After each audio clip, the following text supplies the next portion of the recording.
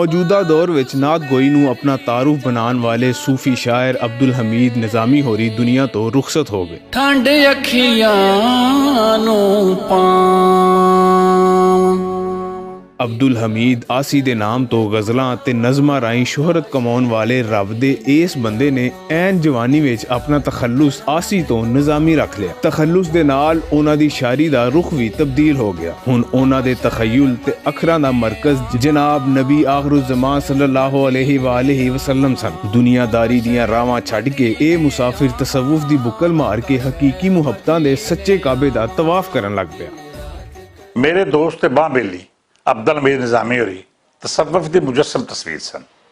उन्होंने शख्सियत अंदर बनावट ना की कोई शै नहीं सी। हर मामला मुहब्बत नाल इबारत ते हर ताल्लुक बिलौस ते खलूस नाल भरिया होया। उन्हां दा रुखसत होना एक फर्द का जाना नहीं बल्कि उस मुहब्बत ते रहमत का चलाना कर जाना है जिहड़ी बरकत ते नेमत बन के साडे जिहे गुनाहगारां नूं रूहानियत दे रंगां विच रंगदी रही। निज़ामी होरां दी हयाती दा इक्को मकसद नात गोई दे राहीं अपने महबूब नबी आखिरुज़्ज़मान तक अपनी मुहब्बत ते अकीदत पहुँचाना सी। मेरा सूफिया नाल गूढ़ा ताल्लुक है। उन्हां बारे लिखिया भी ते पढ़िया भी, पर अपनी हयाती अंदर जिहड़े दो सूफी वेखे वो दोवें जिंदगी ते सोचे सन कि दिल आप गवाही देंदा है कि उन्हां नाल बहना उठना बोलना चलना सब इबादत सी।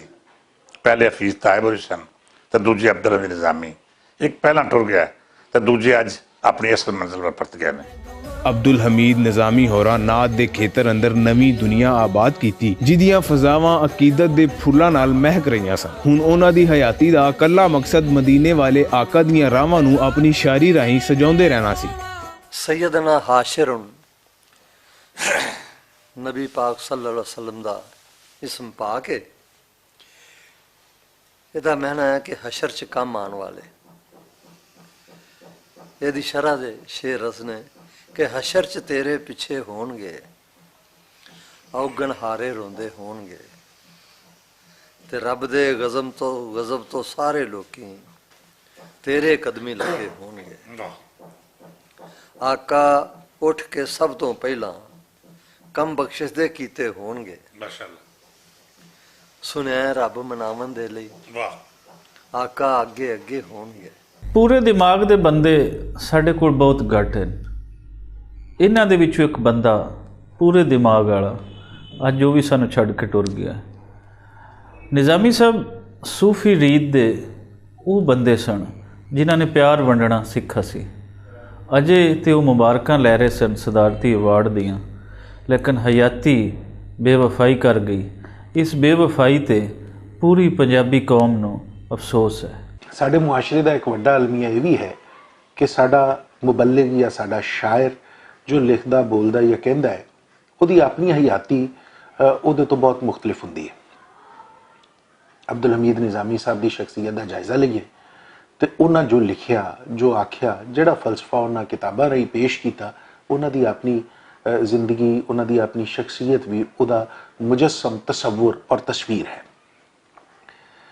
निज़ामी साहब दी नाता निज़ामी साहब दा सूफियाना कलाम वो किसी भी रंग विच होवे उन्हां दी अपनी शख्सियत अंदर भी नज़र आउंदा सी।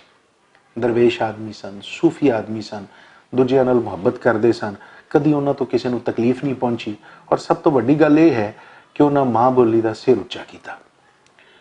मैं समझना हाँ कि लोग जब अपना हिसाब देंगे तो उन्हां दे सज्जे या खब्बे हथ विच नामा अमाल होएगा, लेकिन निज़ामी साहब अपनियां वो किताबां अपना नातिया कलाम अपने सीने नाल ला के पेश होणगे जिहड़ा उन्होंने अपनी सारी हयाती अंदर लिखिया और जिन्हों लिखण वास्ते उन्होंने अपनी हयाती वक्फ कर छड्डी। उन्हां नात राहीं अपनी अकीदत नूं मुख्तलिफ रंग विच टालिया। पहला अल्लाह रब्बुल आलमीन दे 99 नावां नूं मौजूए सुखन कीता ते फिर रहमतुल लिल आलमीन सल्लल्लाहु अलैहि वसल्लम दे 99 नावां नूं अपनी मुहब्बत दे धागे विच परो के कमाल कर छड्डिया।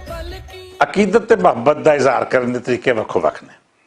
निज़ामी साहब की शायरी विच एक अजीब खुशबू है जिहड़ी सानू उन्हां दीयां अजिहियां कैफियत का पता दिंदी है जिहड़ियां ईमान दे ताबे ने, जिन्हां दे सामने दुनियादारी की कोई हैसीयत नहीं।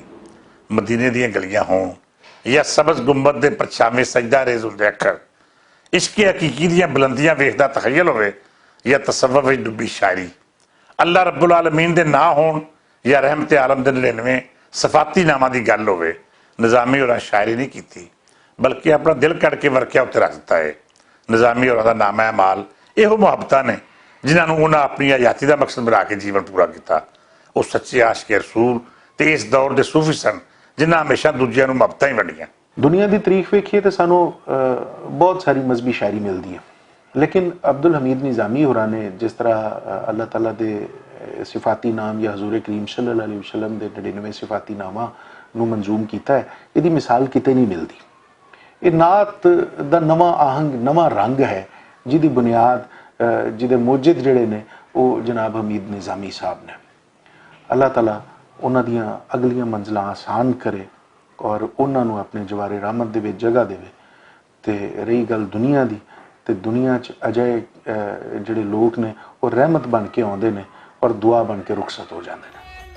ਅਬਦੁਲ ਹਮੀਦ ਨਿਜ਼ਾਮੀ ਦੀ ਹਯਾਤੀ ਦਾ ਇੱਕੋ ਹੀ ਮਕਸਦ ਸੀ ਤੇ ਉਹ ਇਸ਼ਕੇ ਮੁਸਤਫਾ ਸੱਲੱਲਾਹੁ ਅਲੈਹਿ ਵਸੱਲਮ ਦੀਆਂ ਰਾਵਾਂ ਦਾ ਸੱਚਾ ਮੁਸਾਫਿਰ ਹੋਣਾ ਸੀ। ਅਖੀਰ ਉਹ ਇਹਨਾਂ ਰਾਵਾਂ ਦੇ ਰਾਹੀ ਹੋ ਕੇ ਉਸ ਦਰਬਾਰ ਵਿੱਚ ਪੇਸ਼ ਹੋ ਗਏ ਜਿੱਥੇ ਗੁਲਾਮ ਦੋਵਾਂ ਜਹਾਨਾਂ ਦੇ ਆਕਾ ਦੇ ਸਾਹਮਣੇ ਆਪਣਾ ਦਿਲ ਖੋਲ ਕੇ ਰੱਖ ਦਿੰਦੇ ਨੇ। ਕਦੀ ਕਦਮਾਂ ਵਿੱਚ ਖਲੋਵਾਂ, ਕਦੀ ਪਾਕ ਹਵਾਵਾਂ ਛੂਵਾਂ, ਪਈਆਂ ਜਗਮਗ